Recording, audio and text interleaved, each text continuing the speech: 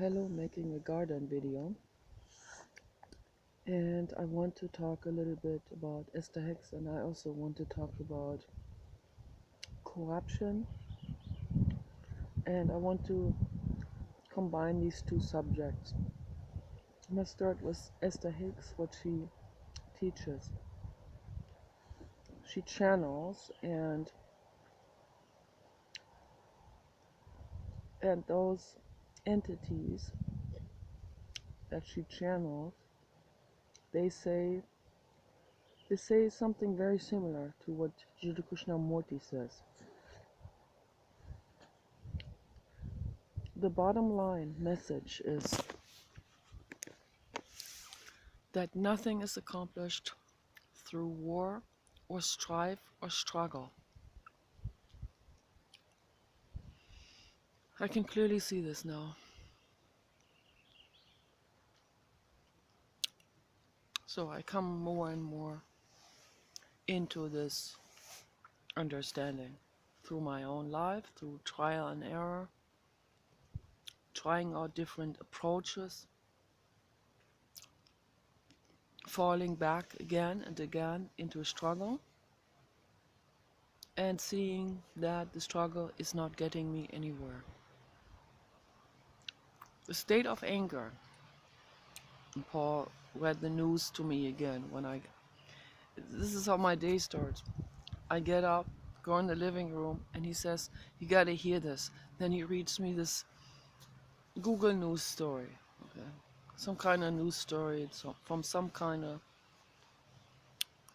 news outlet, journalist. They're all posted there under Google News. Many different types of journalists and news outlets and news corporations. Many of them biased, many of them have an agenda, trying to manipulate the public and so on.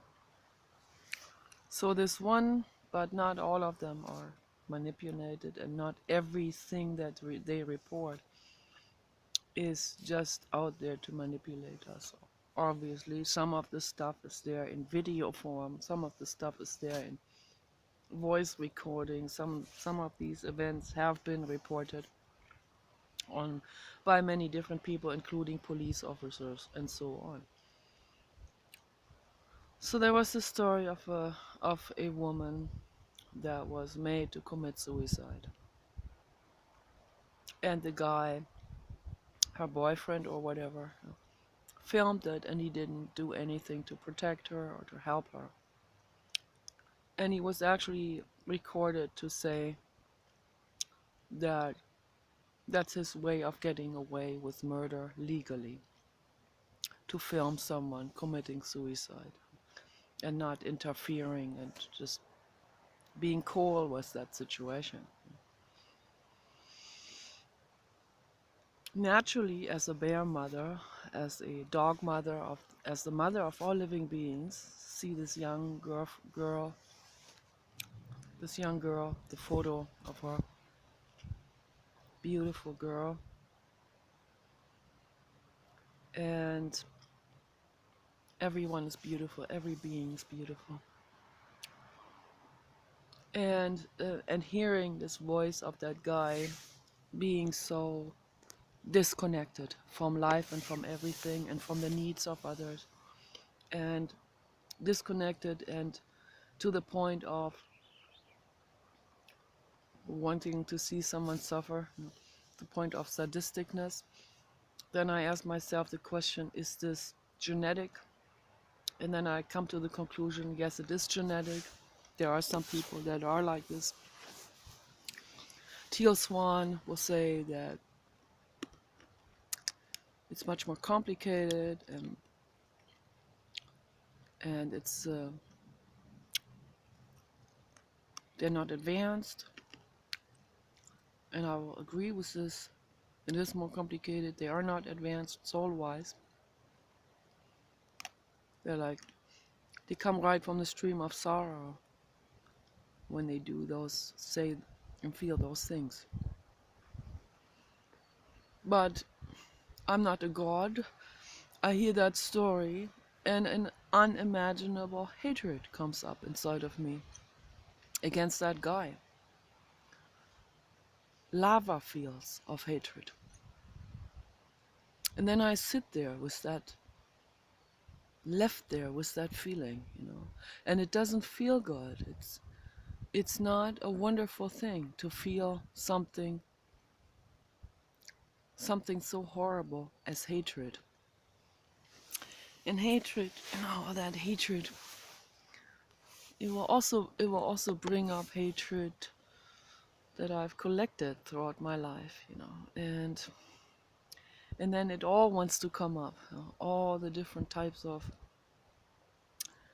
things and injustices and my own feelings of victimization and injustice. It's all glued up with that. It gets all warped up with that. And then I sit with this and I don't know what to do, and I feel like, how am I gonna deal with this? I feel like this isn't going anywhere. When I feel this type of rage, it feels like it wants to act itself out, but I don't let it act itself out. I get frightened sometimes. I feel like, what if this becomes acted out? And what if I don't have control over that type of rage? And just living with control alone is not gonna work either. Just gonna push itself up eventually. In some point, it just needs a hair of a trigger. So I don't want to go in either those directions. So how do I deal with this? So I deal with this by thinking about Jiddu Krishnamurti, my number one message and messenger. Not just a messenger, he is that. He is that existence. He is the infinite cosmos. And the infinite cosmos is the law of attraction, and it is that what Esther Hicks teaches. It is that, So if we resist it, if we go against it, then it pushes itself up even more. So obviously we can't, how do I do this here? We can't resist it. We can't be in resistance.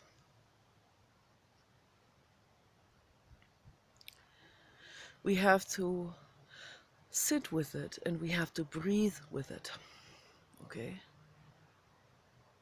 Without acting it out, and without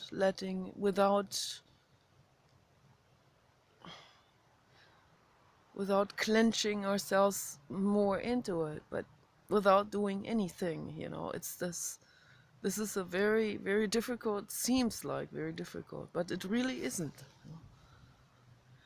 It is something that we're not used to. It's just it's an action we're not used to, because we grow up with becoming, with measurement, with identification with a feeling also, If I disidentify myself with that feeling of rage, then I can just observe that rage that comes up without judging it, and without saying, oh, I must suppress it, or I'm bad, or I am not working on myself, or all this judgment comes up, So it's better to just, you just let it be. You breathe with it. You breathe with it and you allow it.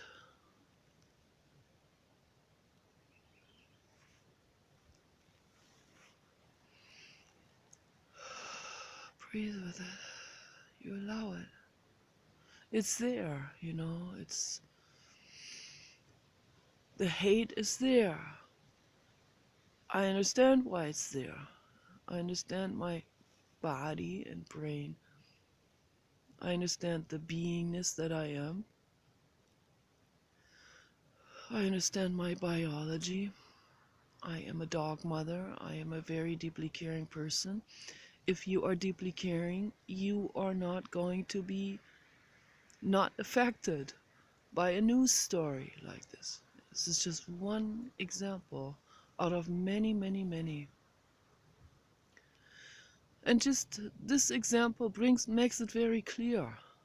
It just makes it very, very clear. If we care, we get mad if we see injustice happening, if we see victims, if we see horror and torture and harm happening to victims, we get very angry.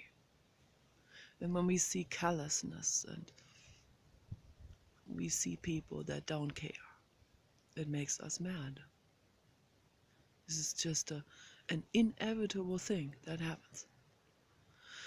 And that's, if we didn't get mad, we would have to question our compassion ability.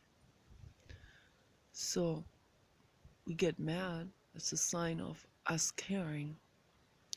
Okay, so now this is a tricky thing. A lot of people will act it out then. And then I've heard people in the past, some bullshit asshole type of people, some new agers will say to me, if you act it out, then you're just as bad as they are.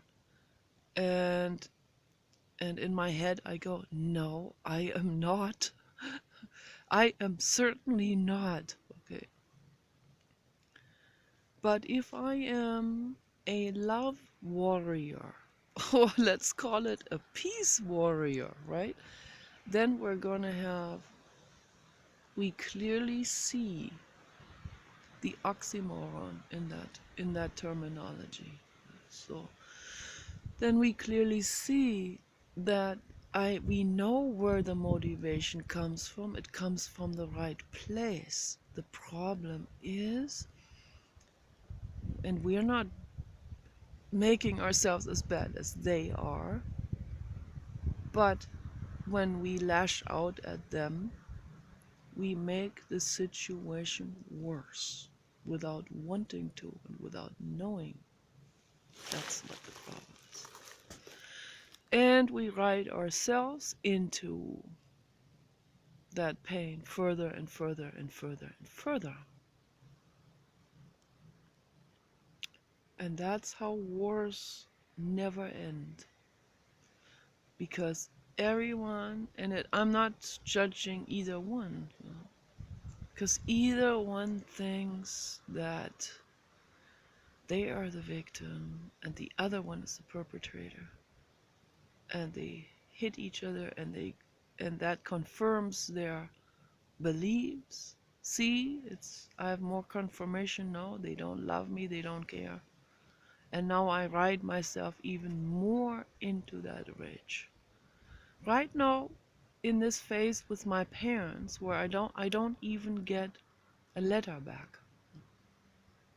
My dad can walk, he can think, he can talk, he can also write a letter. He can write a letter and say, Nikki, we need to talk, I want to tell you I love you, don't hurt yourself, don't do anything, don't think that we don't love you, something like this, a gesture is what I'm waiting for. I can't expect it, I cannot expect it. That's the thing. I cannot expect it. I cannot force anyone to do this. I can't expect something like this. I can only say, what would I do in a situation where I know my daughter is overwhelmed with emotions and she is bolting and she is crying every day and she doesn't talk. What would I do? What I would do is, coming from my brain perspective, what I would do is I'd write a letter, I would try anything I can to reach out to her, to reconnect. I would apologize. I would say, I'm sorry that I hurt your feelings. I didn't mean to, Or I would say, I was in deep emotions myself. I was carried away by my own ego or by my own anger or my own feelings. And I apologize for that.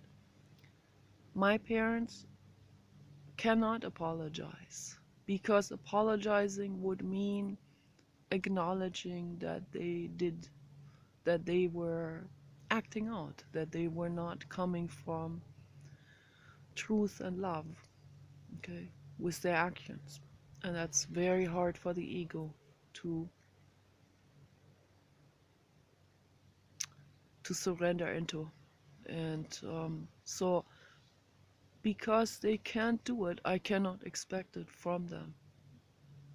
So what does that do to me? That throws me back onto myself. I cannot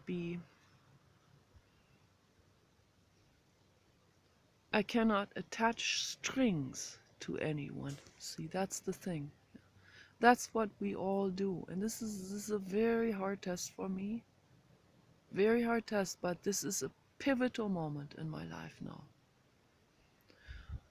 This is a school. This is what it is supposed to teach me now. But not just teach top down, but it is supposed to teach me bottom up. It is supposed to guide me to that understanding of it. Understanding. Bottom up understanding. A thing that comes from within myself, from deep within myself. And understanding when things suddenly completely make sense. Not just something like, oh yeah, if you say so, I must accept it. That's what people do with gurus. No, that understanding has to come from within. That's something that every single individual person must do so that we can make the world a better place. Everyone has to come to this thing. And I know, I understand the world is full of fakeness and people coming from not from truth and love. Okay? So, and then how do those people that are trying to find someone to help them, and that person is not coming from truth and love, whether it's a therapist or a guru or a religious priest or whatever, how can they then trust? How can they? It's just it, it's a never-ending, perpetual suffering cycle. So it starts right here with me. It starts with you. It starts with every single person at the same time or in different times, but whenever you're ready, you do it. You do it because you are precious and you are not inflated and you are not on the bottom. Okay? You are not below anyone. You're not above anyone either. Once that's really understood, once we get rid of that idea of self, people have all kinds of self ideas. The victim, the perpetrator. Most people, they want. I saw that in psychology class in Santa Monica College. The professor said, "Yeah, I want you to create two groups.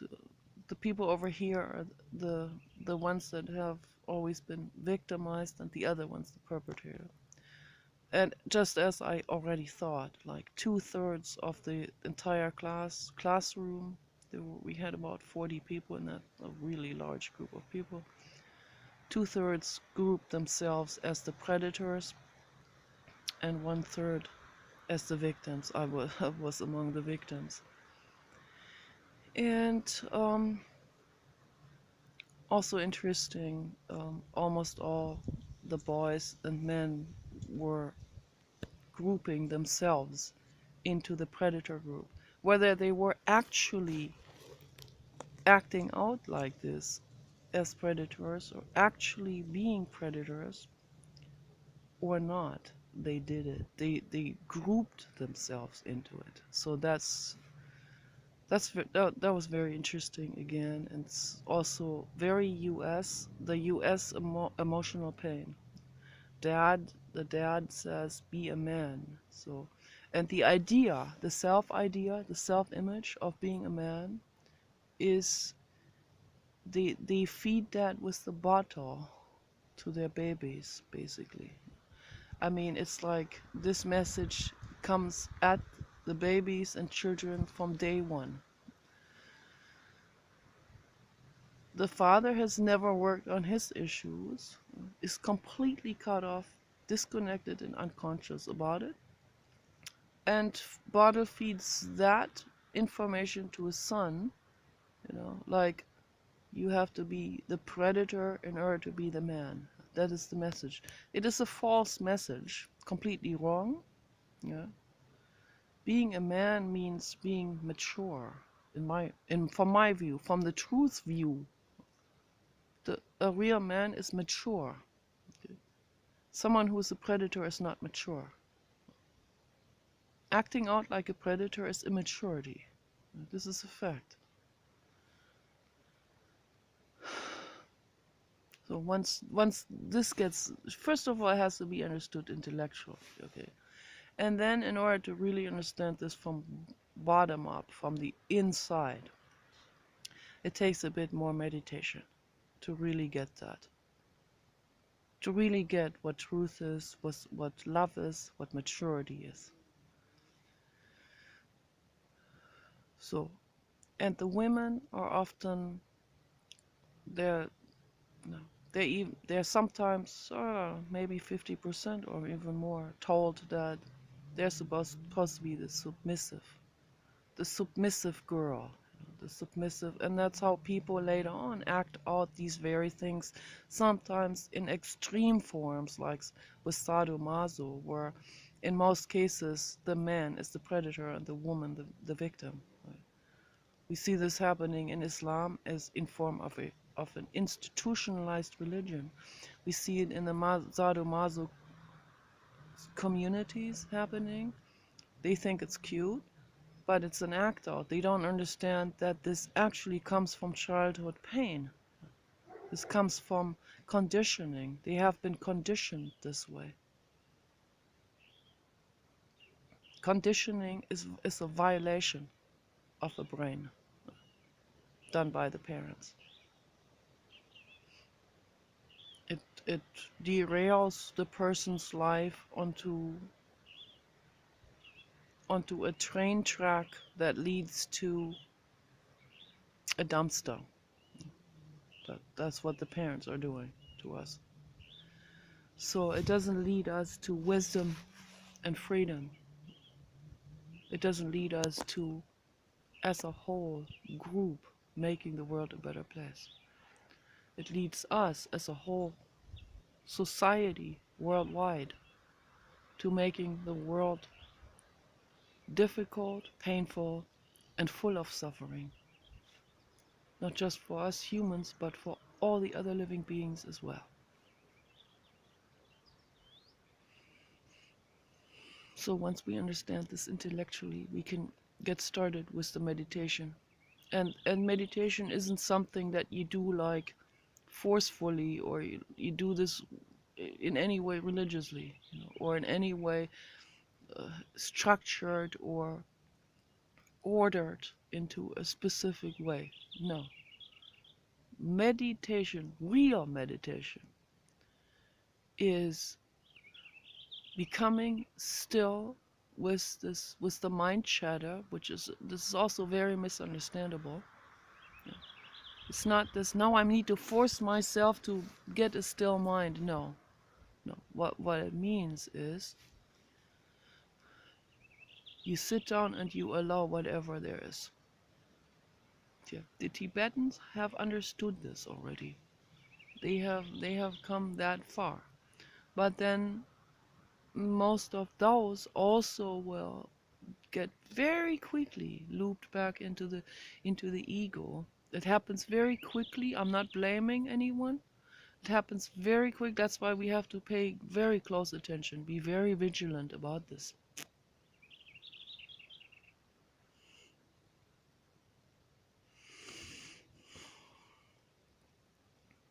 That's the art of living. and meditation.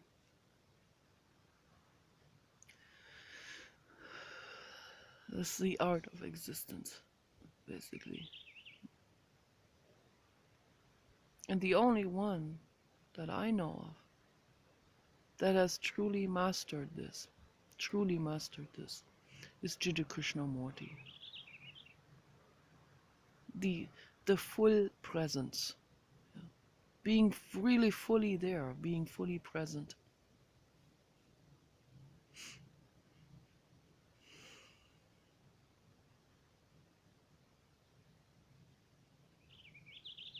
Feel every muscle in your body. You feel your stomach, your guts, your butt, your legs, your shoulder muscles, your face. You feel every single cell. You see the ant on the ground, you see the leaves growing, whipping in the wind, you see birds. You know, I go into a city, like in Santa Monica, for example. I would always watch the seagulls and the ravens. My dad, he's very sweet with this. He came to visit once. We were in Santa Monica, and there was a raven, and he was whipping up and down. He was perched on a park bench on the backrest. It was whipping up and down. My dad was, what is he doing? I thought that's very nice. You know, that's an animal lover right there. My parents are both animal lovers. Well, they don't sign petitions like I do, but they think animals are wonderful. So that's that's the beginning. It's just like the basic or the basics of being an animal lover. Okay. So I watch other people. Other people walk by that same raven, whipping up and down. They can walk by that raven with this 3 foot distance to that raven walking by, and they never saw that raven that they just walked by that is whipping up and down funny. I mean, here most people don't even notice any bird on the streets or the pigeons, or they don't even see the squirrels. They don't even see the raven making funny body movements. They don't even see that. They would probably not even see an animal in need of help. I mean, the raven wasn't in need of help. That's a communication.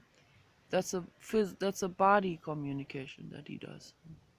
They talk like this sometimes, and then sometimes he makes some sounds with it.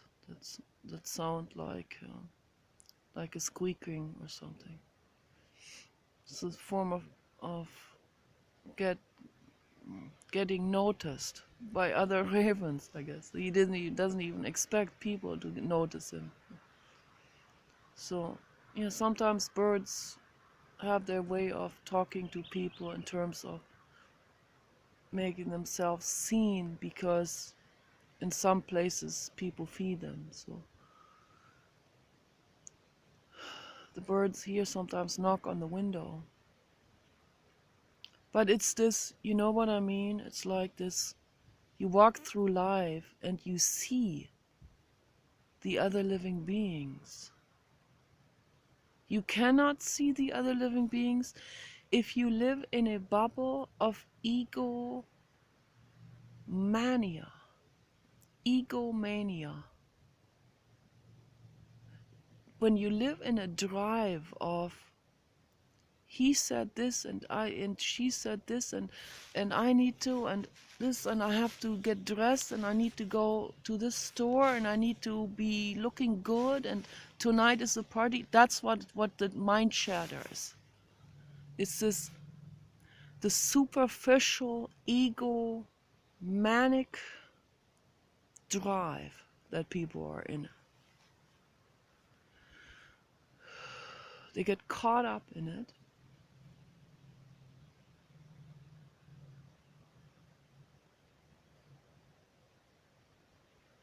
And when they're caught up in that, they don't see the raven.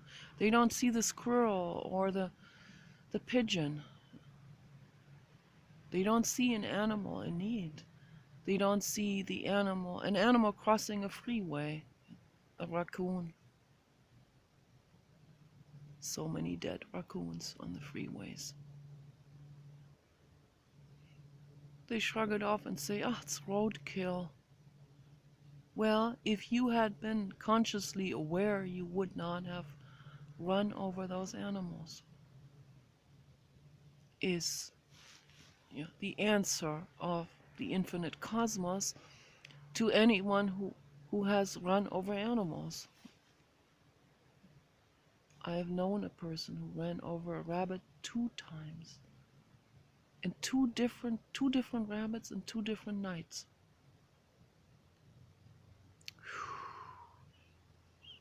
I wasn't in the car. Well, I'm glad I wasn't in the car with him.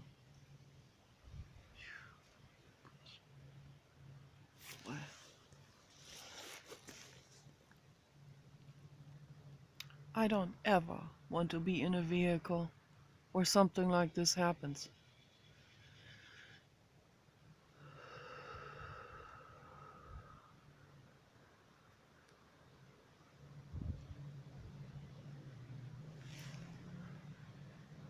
People they're in egomanic mind states,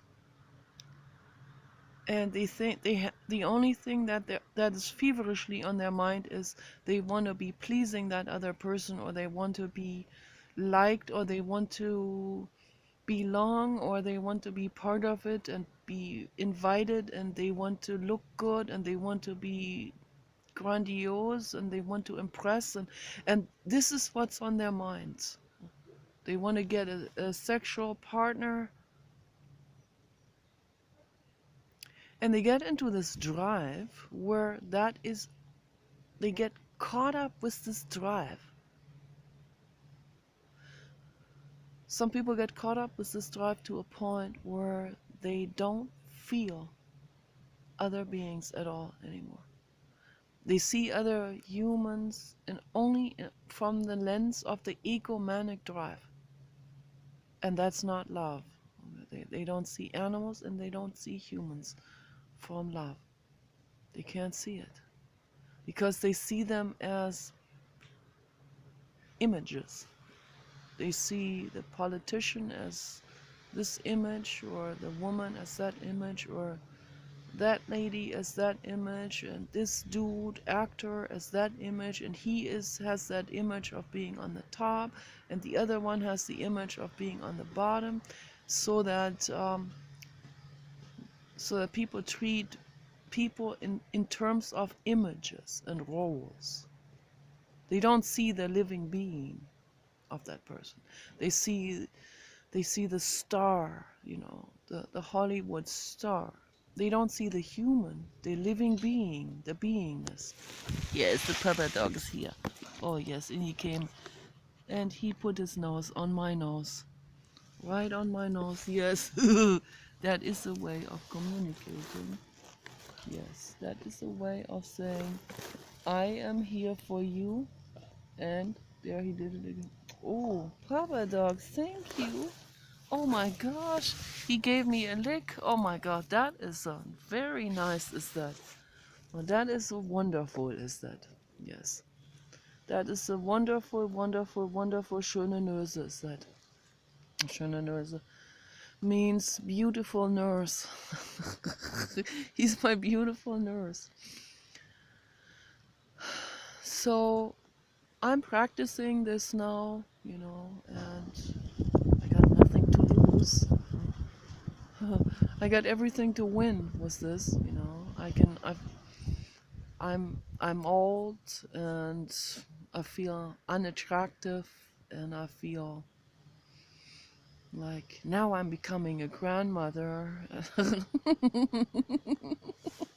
I'm already the grandmother of all living beings. Papa Dog has many grandchildren and many, many great grandchildren, because they used him as a stunt dog. So he was the Basset Stallion. He was the pedigree, yes. The pedigree show winner stallion. Yes, that was his only enjoyment that he had, you know. So he didn't have books, he didn't have a computer like he had in his former life. So all he had now was, you know, eating and the other pleasures, whatever pleasure would offer itself. You know, I don't blame him. You know. And that's good that he had some pleasure. It's very good. Now he's in retirement. And that's even better because now he experiences true love. Yes, I'm sure that his girlfriends love him too. Truly. Dogs are true lovers. And I mean this in every way, you know. A true lover is that's beyond physicality, that's beyond sexuality. That is mental and it's also physical, of course, but it is true love. It is, I'm here for you. That's true love. True love is, I want you to be happy. Yeah. So we practice this. I tell Paul how I feel. I can't do anything else, you know. I tell him, this is how I feel. Sometimes I get mad, sometimes I cry. Sometimes I just say it the way it is. I have to speak loud with him because he's hard at hearing. This is how I feel. Sometimes he takes offense, sometimes he doesn't take offense. Then he goes into his head, you know, he goes into rationalization, but that takes him off course and off the course of really feeling it. You know, it gets into self-image and all of this. That's the mind chatter again. So he's in permanent mind chatter. I feel sorry for him for that. It's terrible. I don't want to do this. I really don't want to do it. I don't want to be in permanent mind chatter. I don't want to do it anymore. You know, I'm starting to really understand this now. It's starting to really sink in. I catch myself with all kinds of things. I want to be pretty. I want to be sexy. I have hormones.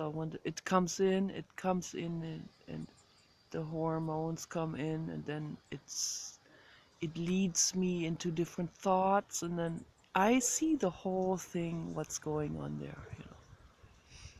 It's not evil, it's not bad, it's what it is. It's biology, it's mind chatter, it's ego. All of this combines together. The ego loves these kind of things. That's how the ego can run off with all of that, because the ego doesn't want to sit down with the actual truth. Because if I sit down with actual truth, then the ego doesn't have a job anymore. The ego wants to stay in charge because that's how it feels like it perpetuates itself. You know. Ego, I love you, you mean well, but you can rest, take a break. Body, breathe, inner child, be safe, feel safe. It's safe. You're on the grass. You can slow down your vital signs. You can listen to the hummingbirds, you know, it's safe. You can watch your wrinkles, it's okay. It's not a biggie, you know. It is what it is.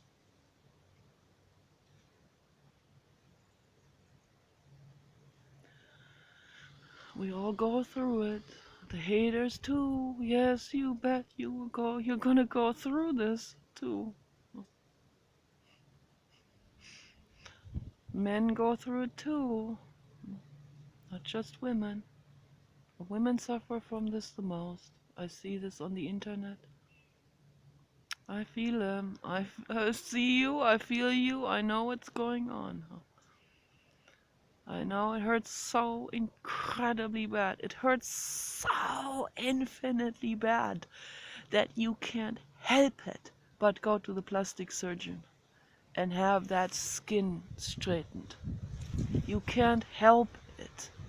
And I don't blame you, sweetie. I don't blame you. I don't blame you. Particularly if your whole life has stood on that foundation of pretty, sexy, wanted, lusted after. Lusted after becomes, to the ego, it's misunderstood by the ego as love, or as, I really love you, cutesy pootsy, wanna hold you, the real thing. You know that some old people do that with each other? Some wrinkle old people. They do. There are. That exists. It does exist. The real love exists. They don't have teeth anymore in their mouth. They have dentures, and their skin is falling, and they have wrinkles, and they look like they're half dead. But you know what? They've lived together for 80 years. And they love each other. They don't do sex anymore. They don't even feel it. They don't have the hormones have stopped. That need is stopped. But you know what? They sleep in bed with each other, and it's very rare. It's very, very, very, very, very, very, very rare. Most old people are alone. They have an animal because the animal doesn't care about the wrinkles. The partner has left long time ago, went with a younger person. That's the reality. That's the reality of human neurosis, okay? But there are some rare, rare, rare cases where there are old people and they sleep in bed with each other. They have wrinkles, their mouth is completely wrinkly, and they go like, I love you, I love you, I love you, like what I do with my papa dog. My papa dog's 10 years old. He is an old man now. He has tumors all over his body. And I'm worried. Mama is worried about that, I'm worried. This is existence. Existence is going through this roller coaster. That's existence. And what I feel for my papa dog, it wouldn't matter how old he looks. Dogs always look good. But, even if he didn't have hair and I saw his wrinkly skin, and I mean Basset-hounds already have wrinkly skin, but you can clearly see that too. They get all kinds of spots and age spots, and they get wrinkly skin, just like we do. Kenny had almost no hair under his belly, so I could see the skin there, and he had no pigments, like a pink pig. Oh. And even with old skin and everything, and I love every cell of his body. I love every cell of the papa dog's body. And there are people, and I have to be very honest with you, I don't know if I can feel that for a human. So I'm in it. I'm in that same suffering. I'm not like somewhere on the throne saying you guys are all bad or something. No, you are not bad. You are you are you have pain. You have emotional pain.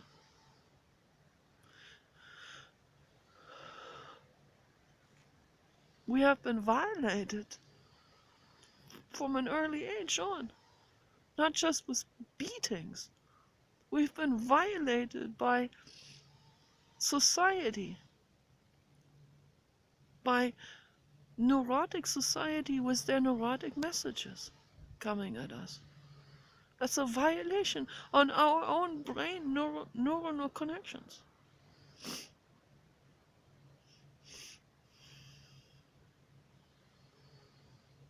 There are people that can love each other like I love my papa dog, and like I loved Kenny, and I loved all my other dogs.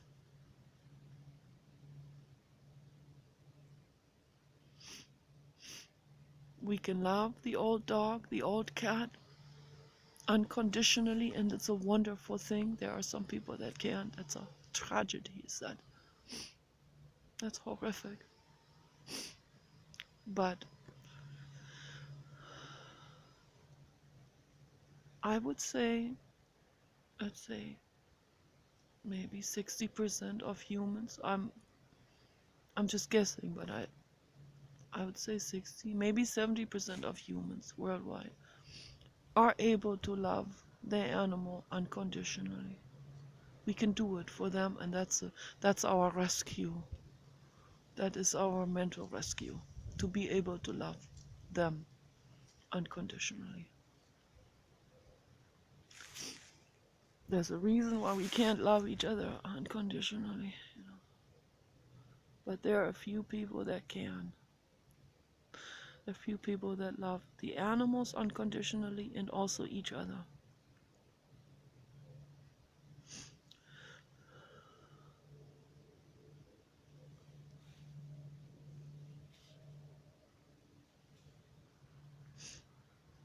And that's good. So, and if we can't do it, we can't. And there's nothing wrong with it.